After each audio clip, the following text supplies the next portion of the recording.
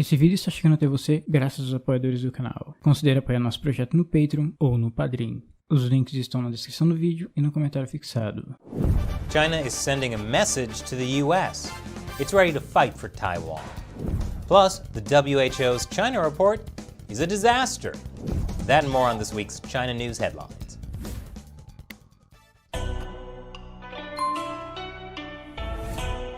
Welcome to China Uncensored. I'm Chris Chappell. This week's China News Headlines. The Chinese Communist Party has said for a long time that it plans to invade Taiwan. But when it does, the US will probably respond. So now, the Chinese military is preparing for that US intervention. That's according to Taiwan's Deputy Defense Minister. This week, Chinese aircraft once again harassed Taiwan. That's nothing new. What is new is how they did it. Radar readings showed different groups of Chinese jets flew in a pincer pattern, surrounding Taiwan on three sides. And according to my favorite Chinese state-run media, the Global Times, there's a reason. The recent exercises show that the PLA is taking possible US and Japanese interventions into consideration. Clearly, the flight plan of the Chinese jets represented in yellow are to handle forces coming from the US or Japan. The Chinese fighters also happened to fly over at the same time as the president of Palau and a US diplomat were visiting Taiwan. Wait, what if the Chinese Communist Party is actually afraid of Palau? Maybe they are, because that US diplomat who traveled to Taiwan was John Hennessy Nilland, the US ambassador to Palau. And it's the first time a US ambassador has visited Taiwan in 40 years, which of course drew a red line warning from China. In other angering China news, last week the US and Taiwan signed a Coast Guard deal, which of course China denounced. The deal means the US Coast Guard will be working with Taiwan a little bit more. It does kind of stretch the definition of a Coast Guard. But it turns out the US has been deploying its Coast Guard to the Western Pacific to help allies enforce their claims in disputed waters. And the US Coast Guard even intercepted a Chinese fishing boat illegally operating in the waters of Palau in December. Wait, Palau again? Be afraid, CCP. Be very afraid. But the latest group to offend the Chinese Communist Party is NASA. They called Taiwan a country. NASA has started a Send Your Name to Mars campaign. And in the country drop-down menu, you could select Taiwan. But obviously the CCP is very sensitive and this hurt its feelings. So NASA changed it. Now select your location by picking a country, region, or territory. NASA, if you're going to cave to the Chinese Communist Party, what are you going to do when the aliens get here? NASA has been banned from working with China's space program since it's run by the Chinese military and it could be a serious threat to the US national security. And yet, recently NASA admitted they exchanged data with China on Mars orbiters.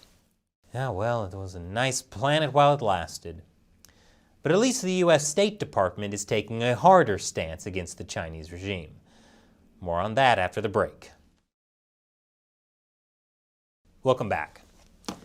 The US State Department has released its latest report on the state of human rights in China. The state is, there are no human rights. It calls the persecution of Uyghurs a genocide. It also mentions allegations of forced organ harvesting from Uyghurs and Falun Gong practitioners. China responded by saying the hearts of all Chinese citizens belong to the party.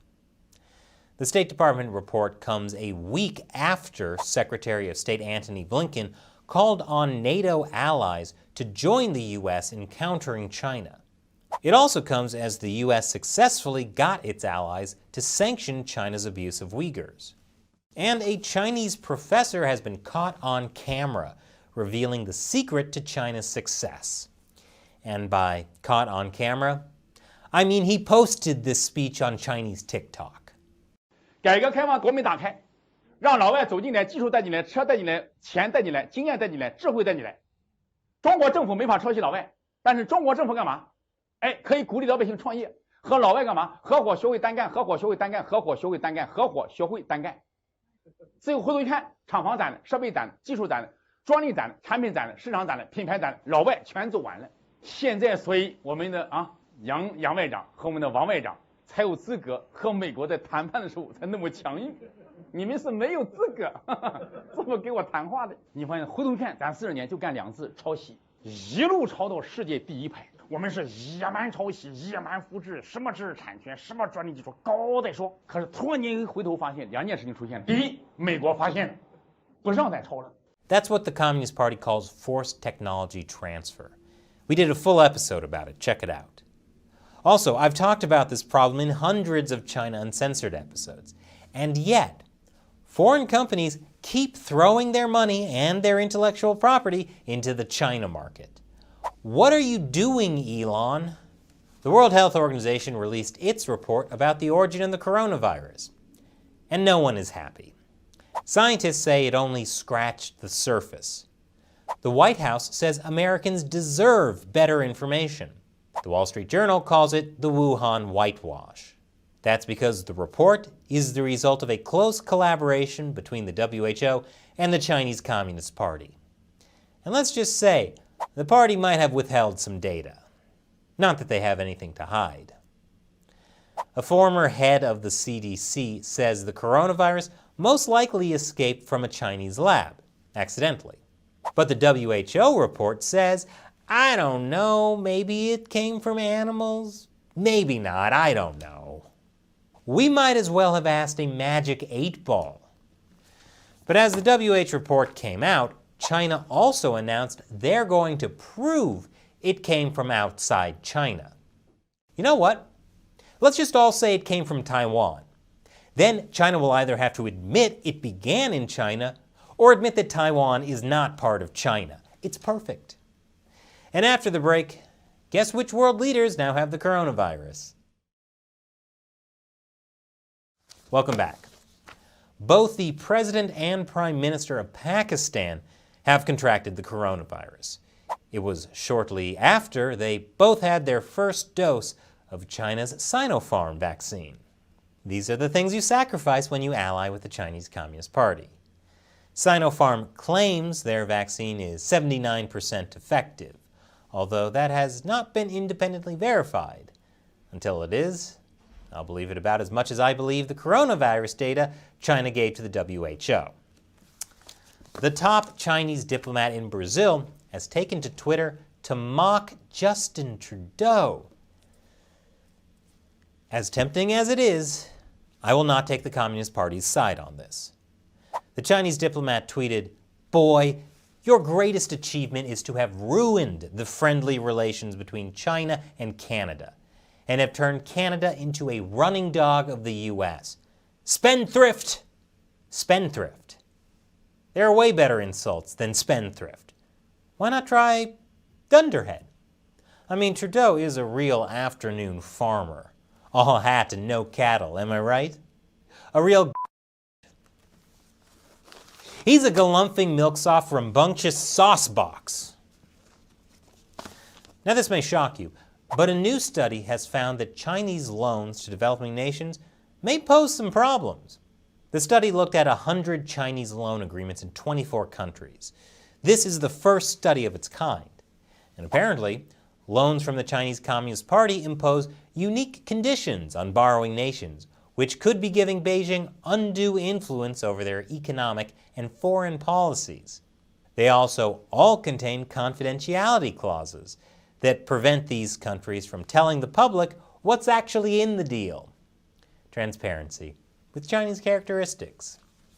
Meanwhile, in Hong Kong news, the Chinese Communist Party has officially implemented the terrible things we told you they were going to implement.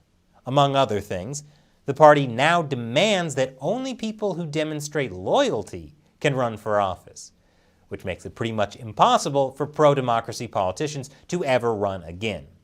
And as a fun bonus, the Hong Kong National Security Police will be the ones vetting potential candidates for loyalty. But most Hong Kong activists aren't really thinking about running for office right now, because they're just trying to stay out of prison. On Thursday, 7 prominent activists were convicted of unlawful assembly over a protest back in 2019. They include Martin Lee, an 82-year-old barrister known as the father of democracy in Hong Kong, Jimmy Lai, 73, a media tycoon and founder of the staunchly pro-democracy Apple Daily newspaper, and Margaret Ng, 73, a respected barrister and columnist. Clearly, these people are a menace to society. They now face up to 5 years in prison. And finally, the Chinese Foreign Ministry loves to spread propaganda through Twitter, even though Twitter is banned in China. Here's an example. After the US Congress passed a bill condemning China for their treatment of Uyghurs, China's foreign ministry tweeted that ethnic minorities in China enjoy equal rights and freedom in religion and culture. China's ethnic policy is more successful. Yes, this is what I would call a successful ethnic policy. Or, when the US imposed visa restrictions on Chinese officials over abuses in Tibet, China's foreign ministry again took their favorite propaganda tool, Twitter, to say they would be imposing visa restrictions on US personnel. China's foreign ministry tweets about 100 times each month. The tweets all have some propaganda goal, whether it's criticizing the West or praising the Chinese Communist Party. And the CCP loves to use Twitter to troll the rest of the world. Twitter, of course, refuses to deplatform this dangerous propaganda machine, which is fine, because it's not Twitter's job to censor people. But there's a way you can fight back and use China's propaganda against them. Students for a Free Tibet has created this website called Tweets for Tibet. You can pledge, say, 10 cents per foreign ministry tweet, and the money goes to the Tibetan freedom movement. Every time China's foreign ministry tweets, it raises more money to stand up to the Chinese Communist Party. Every tweet they make hurts themselves. It's a brilliant way to use the energy of the CCP's trolling against them. Now, to be clear, we don't make any money from this. We just heard about it and thought it was a great idea. In fact, we signed China Uncensored up to pledge $1 per tweet. So if you want to turn the CCP's propaganda against itself, check it out. Go to tweetsfortibet.com, and I'll put a link in the description below. Once again, I'm Chris Chappell. See you next time.